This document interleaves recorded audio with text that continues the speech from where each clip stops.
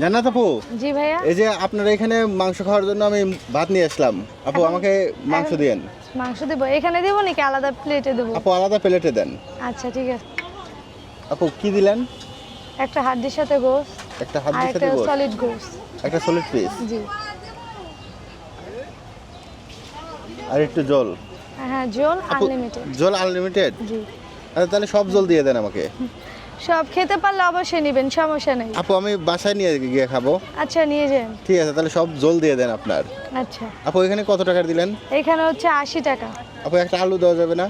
ভাই আলু আপাতত দেই নেই, কারণ আলু চাহিদা ছিল না, এর জন্য। যদি চাহিদা থাকে অবশ্যই আলু অ্যাড করবো। রসুন দেওয়া যাবে না?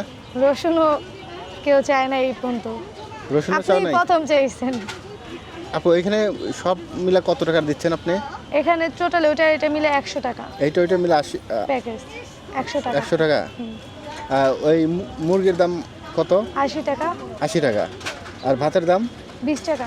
20 টাকা। জি, তাহলে দুইটা মিলে 60 টাকা। দুইটা মিলে 100 টাকা। দুইটা মিলে 100 টাকা। 60 টাকা কিভাবে? এই যে আমি 80 টাকা বলছি, এটার ওইটা হলো 20 হ্যাঁ, টাকা। ওইটা 80 টাকা আর এই বাদ 20 টাকা, তাহলে 60 টাকা হইলো না? 60 টাকা 80-র না, মধ্যে 100 থেকে টাকা, 20 বাদ 100 দিলে টাকা। কত হয়?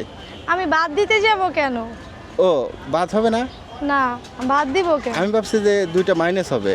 না, এই যে এই দুইটা প্যাকেজ 100 টাকা। আপু এটা খেতে চাইলে কোথায় আসতে হবে? উত্তরা সেন্টারের সাথে জান্নাত আপু রান্নাঘর।